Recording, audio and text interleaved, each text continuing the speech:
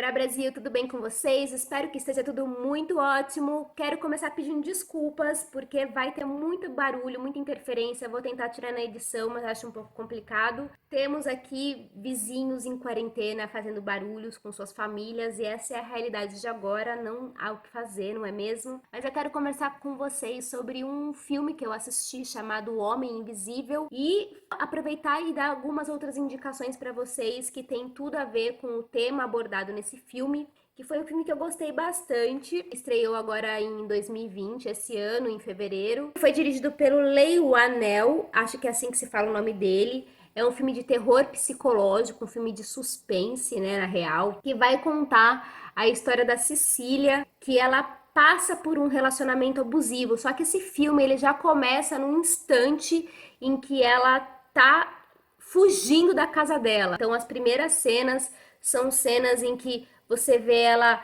colocando um remedinho dentro da água do cara, que é para ele dormir, para ele capotar, para ela conseguir sair dessa casa. E é muito interessante porque o filme já começa com essa grande pista, né, com esse grande mote, que é que ela tá fugindo de um lugar que ela só conseguiria escapar daquele lugar se fosse dopando o cara e tudo mais. Essa casa que ela vive é uma casa extremamente isolada, fica num lugar que parece que não tem muitos vizinhos, na beira de uma estrada, até parece a casa que eu moro. Ela tem que desativar vários equipamentos de segurança para sair dali, tem muitas câmeras, e ao longo da história a gente vai descobrindo que esse cara tem uma profissão que é ligado à tecnologia, então ele manja desses paranauês de realidade virtual, enfim, eu não entendo muito dessas coisas, viu, gente? Mas é um cara que manja de tecnologia. Depois de alguns dias que ela desapareceu e que ela conseguiu o abrigo na casa de um amigo, ela descobre que o marido dela morreu, se suicidou. E depois de um tempo ela começa a perceber que talvez essa história não seja real, que ele talvez tenha fingido que se matou, que ele não tenha se matado, porque ela começa a passar por algumas situações em que parece que ele está presente ali na vida dela, que ele reaparece de alguma forma. E obviamente ela passa a ser desacreditada pelas pessoas, porque afinal de contas ele morreu e saiu notícias, enfim, mas ela acredita muito que ele tenha forjado a própria morte justamente pelo fato dele ter a capacidade, talvez, de fazer isso. Tudo isso que eu contei, minha gente, não é um spoiler. Acontece, assim, logo nos primeiros minutos do filme. O diretor sabe trabalhar muito bem os silêncios e os vazios. Em vários momentos do filme, você fica em suspensão, fica atento e com medo e receoso por conta desses espaços vazios, por conta desses silêncios. E a gente tem como atriz esse grande suspense psicológico.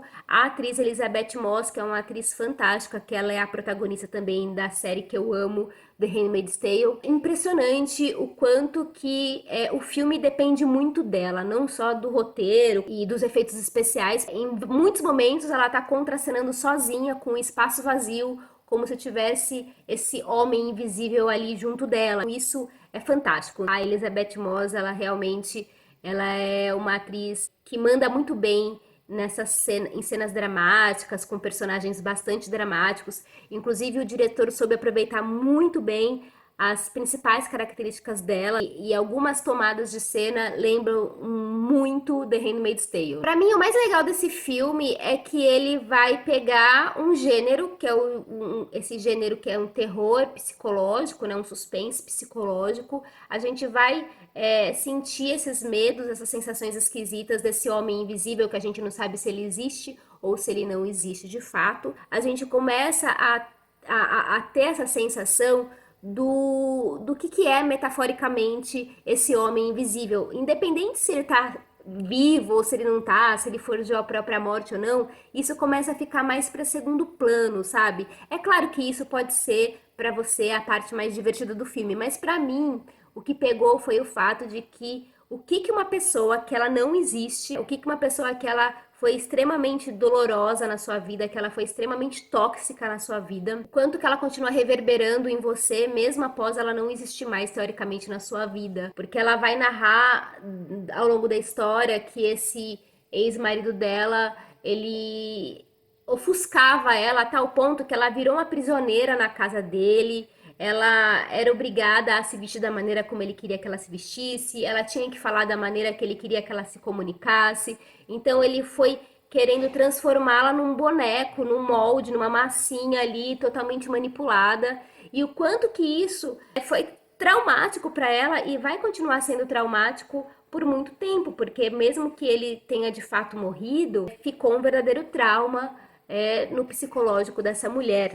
É como se aquilo que você não vê é aquilo que mais te assombra e continua te assombrando. Então, esse filme vai falar essencialmente dessas relações abusivas, que no caso é entre um homem e uma mulher, mas a gente sabe que os relacionamentos abusivos eles estão presentes em qualquer tipo de relação, entre homens e mulheres, entre duas mulheres, entre dois homens, e não precisa ser necessariamente só de uma relação amorosa, pode ser de uma relação de amizade, relação familiar, enfim, essa proposta dessa temática, ela é extremamente atual e importante. Esse filme me levou a um outro filme que eu peguei de indicação num vídeo que eu assisti, que chama Gaslight, que é um filme de 1944, com a Ingrid Bergman, que estreou aqui no Brasil com o título A Meia Luz. Esse filme tem tudo a ver com O Homem Invisível, porque vai contar a história de uma mulher que vai casar com um cara que começa a fazer com que ela seja desacreditada. Você não entende por que que ele faz aquelas coisas, só no final do filme que você vai entender, mas ao longo de todo o filme ela vive numa casa com um cara que vai cometendo pequenos atos para fazer com que ela pense que ela está maluca, que ela está louca. Ele tira os objetos do lugar, ele muda a iluminação da casa e faz com que ela pense que ela está vendo coisas. Então ele vai fazendo várias coisas para que ela pense que ela está maluca. E esse filme, o Gaslight, ele é uma adaptação de uma peça de teatro de 1938 de um dramaturgo britânico chamado Patrick Hamilton. Depois de muitos anos que esse filme estreou, que essa peça estreou, esse termo gaslight ficou famoso, ficou conhecido. Ele começou a ser atribuído para essas questões de violência psicológica, de quando uma pessoa distorce a realidade a tal ponto que faz com que a pessoa manipulada se sinta uma maluca. Esses dois filmes vão discutir realidades em que o homem, nesse caso é um homem, mas como eu disse anteriormente, pode ser em qualquer tipo de relação,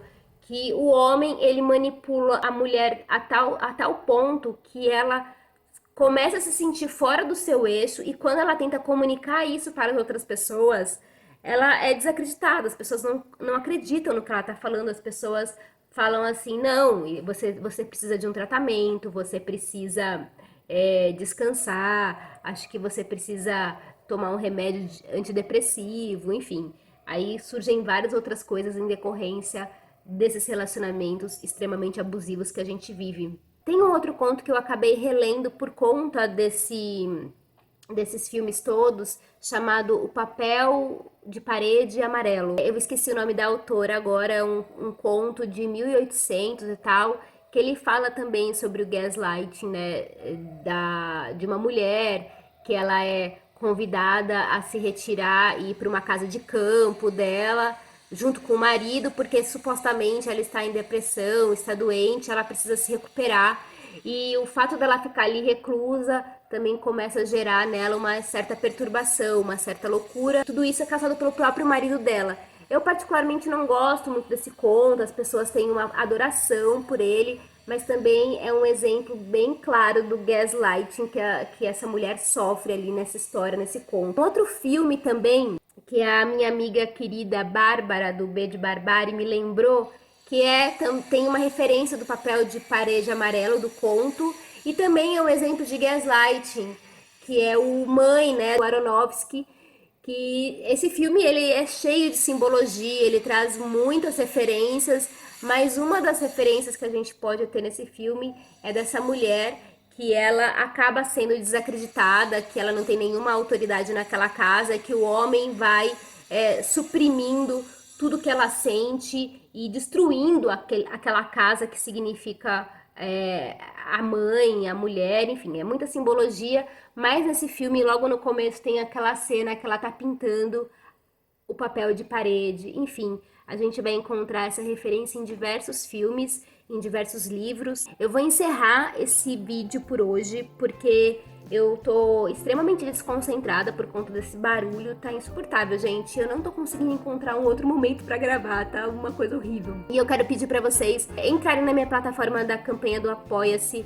Eu preciso muito da colaboração de vocês para continuar me dedicando extremamente e somente a este canal. Sem a ajuda de vocês, isso não será mais possível. Você pode colaborar lá na plataforma a partir de R$ 5 por mês. Eu tô começando a achar que R$ 5 é muito nesse momento de pandemia. Talvez eu mude para colaboração a partir de R$ 1, porque de grão em grão a galinha enche o papo, né? Como diz o ditado. Eu peço gentilmente para que você considere apoiar esse canal. Está bem, minha gente. Muito obrigada. Me contem aí o que vocês acharam desse filme do Homem Invisível, se vocês já assistiram, se pretendem assistir. E vamos continuar essa conversa nos comentários. Um beijo imenso para vocês. Até a próxima e tchau!